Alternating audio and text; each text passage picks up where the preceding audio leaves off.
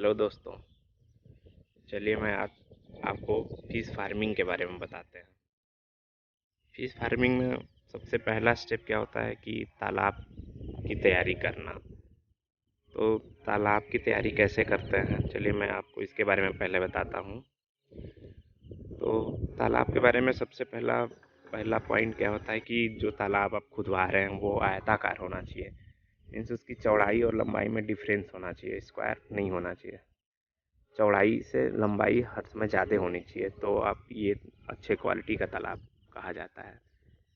और इसकी गहराई 5-6 फुट से ज़्यादा नहीं होनी चाहिए, क्योंकि अगर 6 फुट से ज़्यादा आप करेंगे तो उसमें सूर्य की रोशनी नहीं आएगी उसमें, और निचली जो जो नीचे मछलियाँ रहेंगी तो उसको ऑक्सीजन नहीं मिल पाएगा।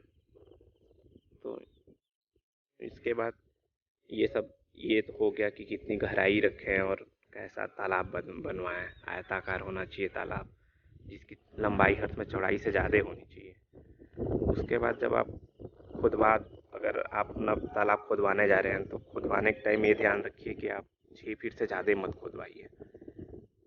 उसके बाद जब आपका तालाब खुद गया है, जैसे आप देखिए, जैसे ये मेरा नया तालाब है, ये करीब 12 बिस्से का तालाब है, आधा एकड़ से थोड़ा बहुत कम है।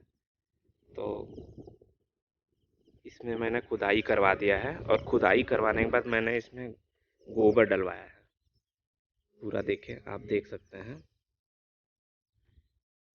चारों तरफ मैंने गोबर पूरी लेयर में ऐसे जगह जगह पे पूरा छिटवा रखा है।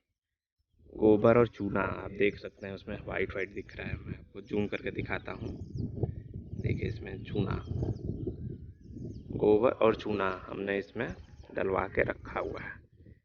चूना इसलिए डलवाया जाता है कि चूना डालने से जो भी इसमें जीवाणु कीटाणु ये सब होंगे जो मछलियों को नुकसान पहुंचाते हैं वो मर जाएंगे, इसलिए। और पानी भी शुद्ध साफ रहेगा। तो इसको गोबर और चूना इसमें डलवा के रखे हैं। अब इसमें पानी भरवाने का समय आ गया है।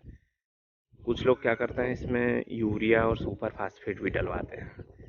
जैसे करीब इतने में आपको यूरिया और सुपर फास्फेट भी मिला के डाल सकते हैं, या बहुत, और या तो आप ऐसे भी डाल सकते हैं या फिर ऐसा भी कर सकते हैं, जब इसमें पानी भर जाए उसके बाद घोल से भी डाल सकते हैं। तो चारों तरफ बाल्टी से या किसी भी पॉट से डलवा सकते हैं चारों तरफ। तो और जब भी पानी आप भरेंगे उसके कम से कम 15 दिन के बाद ही आप उसमें मछली का बच्चा डालिए। तो मछली सीड स्टॉक जो आप करेंगे वो कम से कम 15 दिन के बाद करेंगे।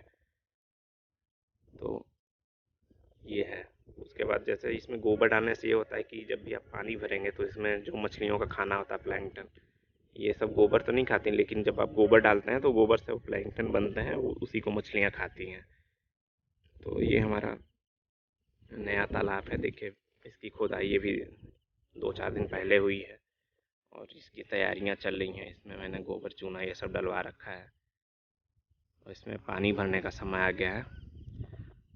तो पानी भरने के बाद इसमें आईएमसी भी आप कर सकते हैं, या फिर जो कैटफिश होती हैं जैसे पंगेसियस हुआ, मांगूर हुआ, सिंधी फिश हुई, ये सब भी डलवा सकते हैं आप। तो मैं इसमें अभी आईएमसी डलवाऊंगा और कुछ पंगेसियस भी डलवाऊंगा, यानी प्यासी मछली जो होती है। अभी मैंने इसमें पानी डलवा अभी मेरे को पानी इसमें डलवाना है। अभी पानी इसमें डलने ही वाला है। पानी जैसे टाइम जितना भी टाइम लगेगा उसको भर के, पूरे तालाब को भर के ऊपर तक इसको 15 दिन तक ऐसे ही छोड़ देना है। 15 दिन के बाद आप इसमें इसमें बच्चा डालेंगे, सीड डालेंगे मछली का।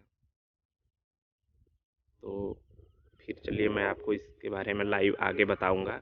अभी आज बस इतना ही। धन्यवाद।